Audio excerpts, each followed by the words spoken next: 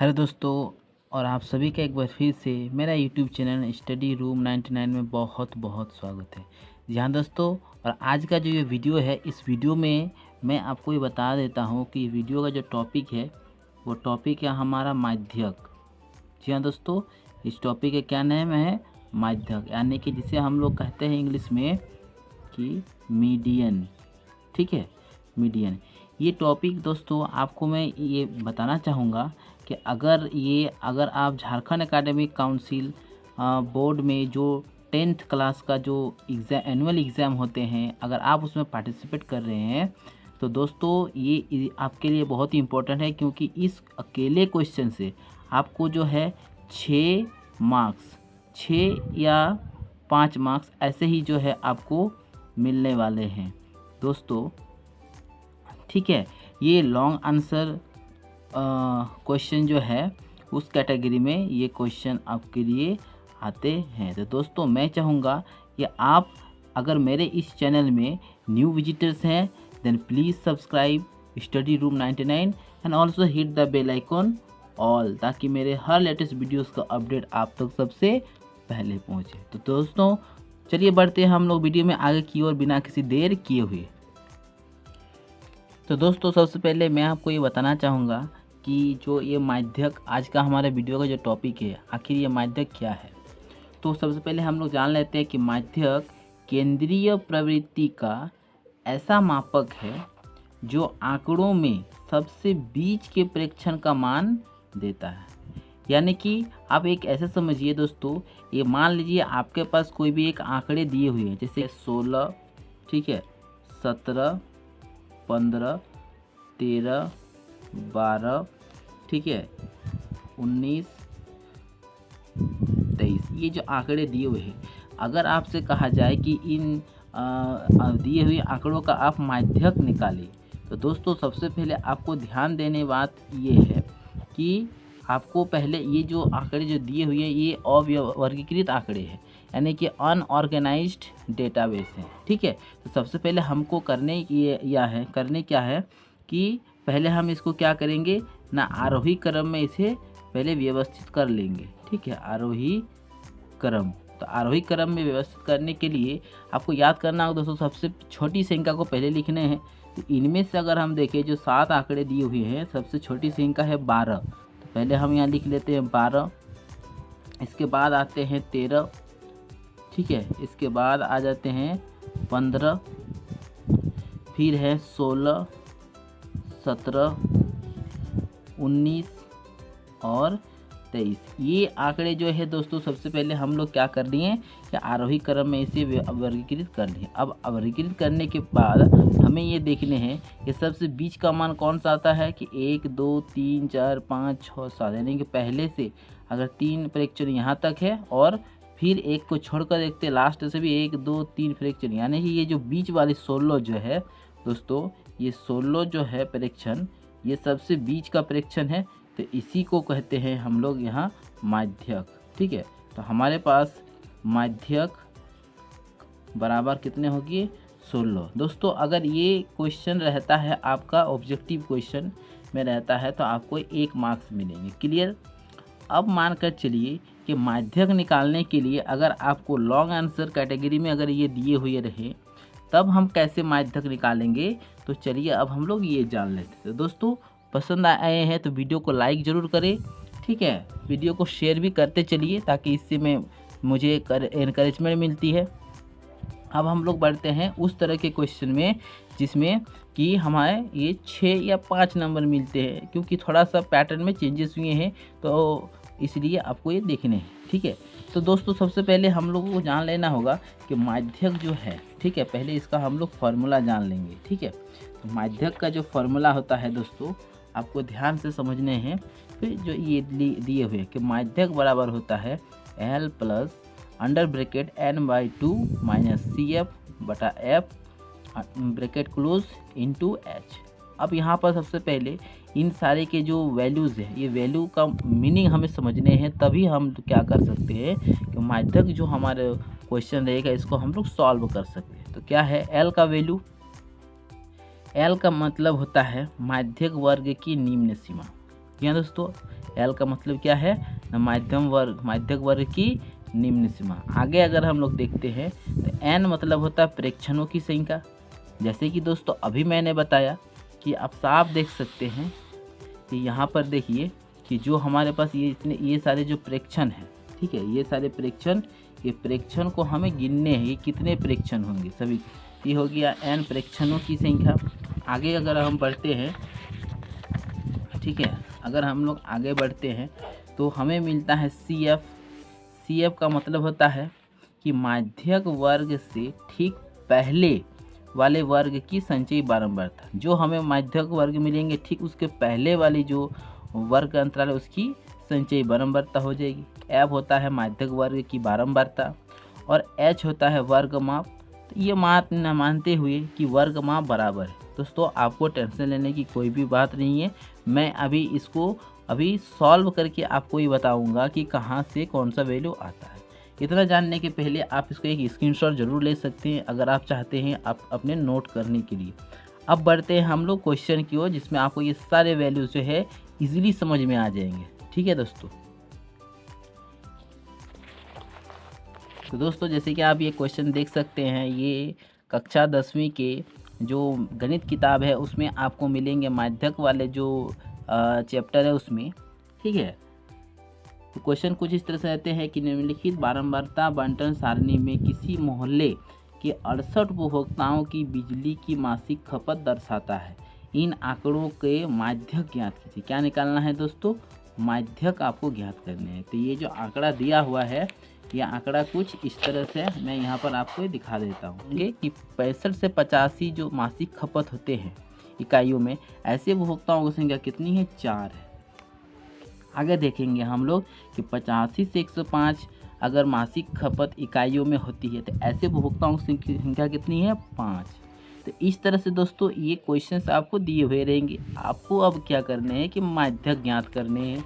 ये आप माध्यक ज्ञात करने से आपको पूरे 5-6 नंबर मिलेंगे। दोस्तों मैं आपको ये अश्योर करना चाहूँगा, अगर आप इस वीडियो को देखते रहें और आप इसी के हिसाब से, जैसे कि मैं अभी सॉल्व करके आपको दिखाऊंगा, आप करते हैं, मैं आपको गारंटी दे सकता हूं कि आपको पूरे के पूरे नंबर दिए जाएंगे, आपको कोई भी परेशानी नहीं होगी।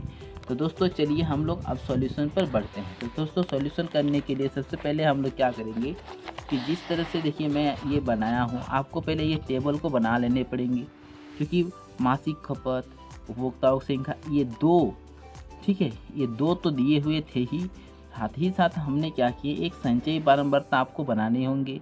ठीक है, तो जो उपभोक्ताओं की संख्या है इसे एफ कहते हैं, फ्रीक्वेंसी, और संचयी बारंबारता यानी कि इसे बोलते हैं C F, means cumulative frequency बोलते हैं। तो मैंने क्या किया दोस्तों, इसे कॉलम और रो बना लिए ताकि ये जो है एक सेंटर में होंगे और ये थोड़ा सा क्या होंगे, कैलकुलेशन में कोई भी प्रॉब्लम्स क्रिएट नहीं होंगे। अब क्या करते हैं, जैसे कि अभी इनको हम लोग ऐड करते हैं तो 68 आते हैं, यानी कि n का वैल्यू हो गया 68, यानी प्रेक्षण की संख्या। अब हम क्या करेंगे कि अब हमें चाहिए संचयी बारंबारता। तो इसके लिए क्या करने है दोस्तों, पहले जो ये 4 है इसको पहले यहाँ लिखते हैं 4। ठीक, अब ये 4 और ये दूसरा जो वर्ग है बारंबारता, इन दोनों में जोड़ करेंगे तो 4 और 5 हो जाता है 9। तो यहाँ लिखेंगे 9, फिर यहाँ तक 9 है तो 9 और 13 इसको जोड़ते हैं, आ जाते हैं 22। ठीक है, 22 और 20 को अगर ऐड करते हैं आता है 42। फिर देखिए यहाँ तक 42 है तो 42 और 14 इन दोनों को ऐड करते हैं आता है 56। देखिए दोस्तों वीडियो में आपको बने रहना है, आप इस पर ध्यान नहीं दें कि आपका ये वीडियो कितने लॉन्ग हो रहा है। ध्यान ये बात देने हैं, अगर आप एक वीडियो से अगर 5 और 6 नंबर आपको अगर कंफर्म हो जाते हैं तो मैं समझता हूँ आपके लिए ये समय बर्बाद नहीं होंगे।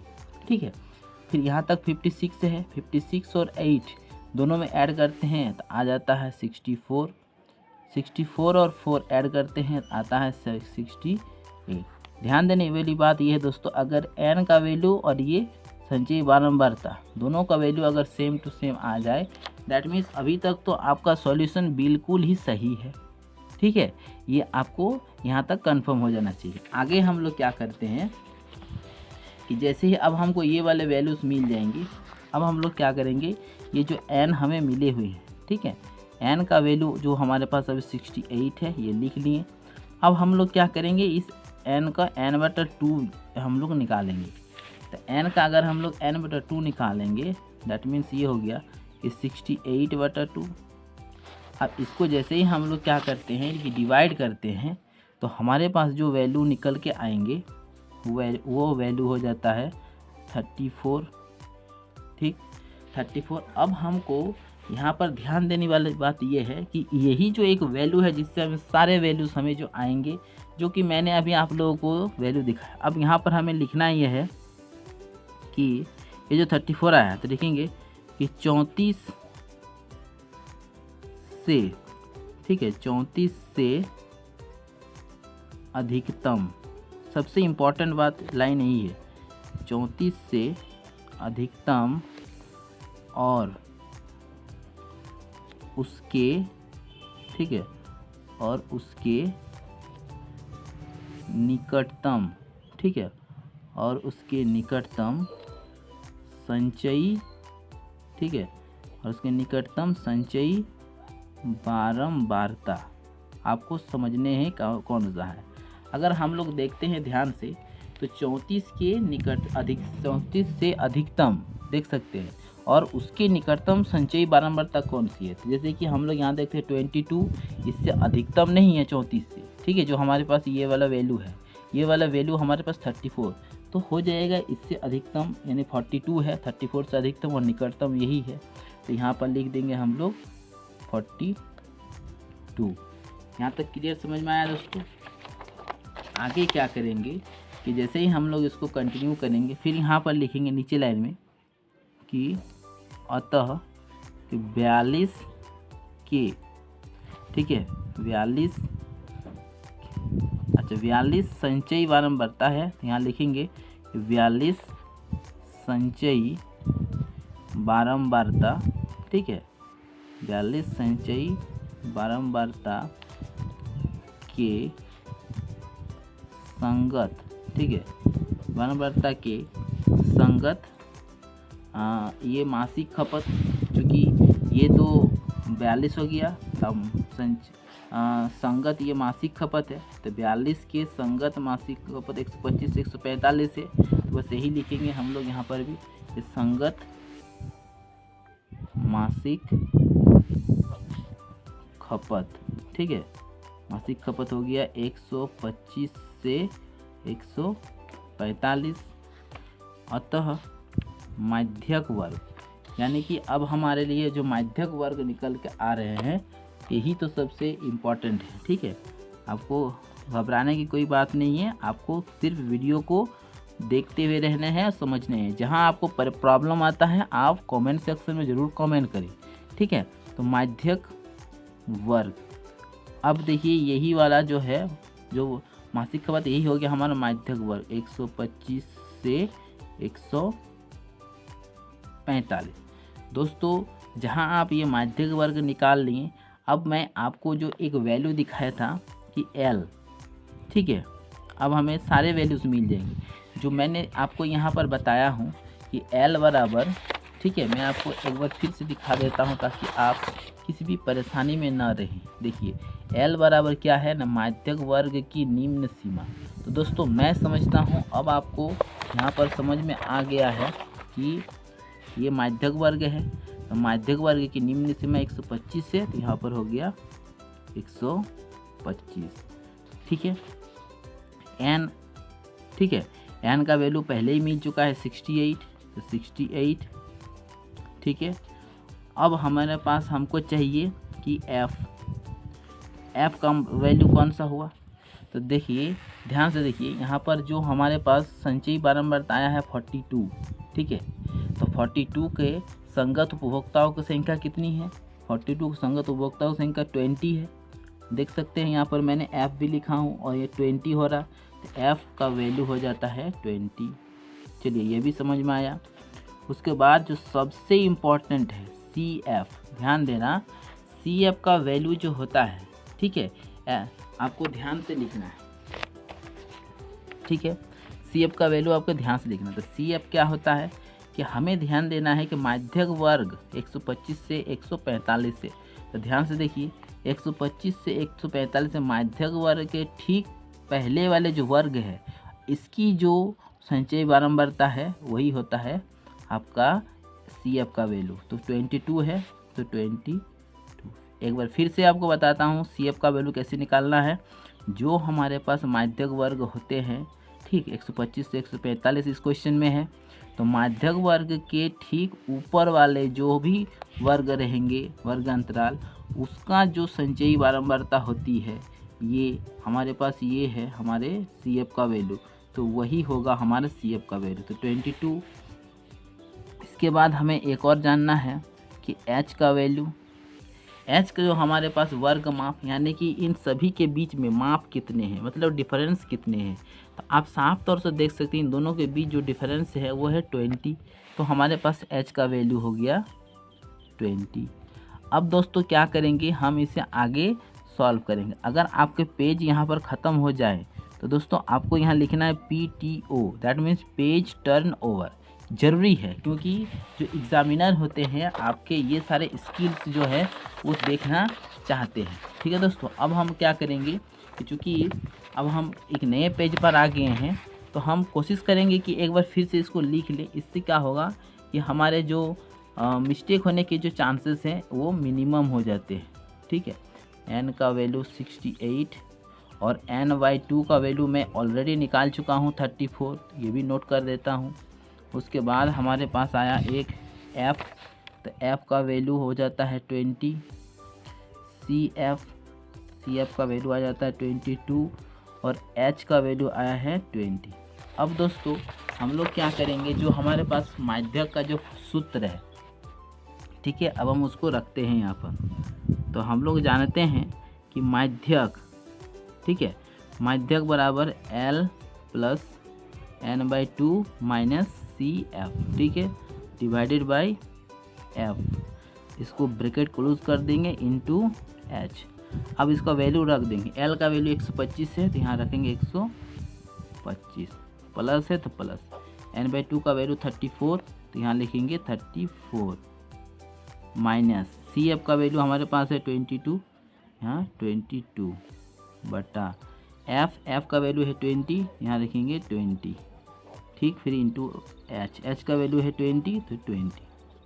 अब दोस्तों सबसे पहले हम लोग बॉडमस रूल यूज़ करते हैं। 125 तो यहाँ रह गया, यानी बी फॉर ब्रैकेट्स, इन दोनों को हम लोग माइनस करते हैं तो आंसर आता है 12 बटा ये रहा 20 इंटू 20, ये दोनों में डिवाइड हो जाता है 21 जो 20, ठीक है, कट गया। हमारे पास बचा क्या, 125 प्लस 12 एकम 12, दोनों को ऐड करने से आंसर आता है 137।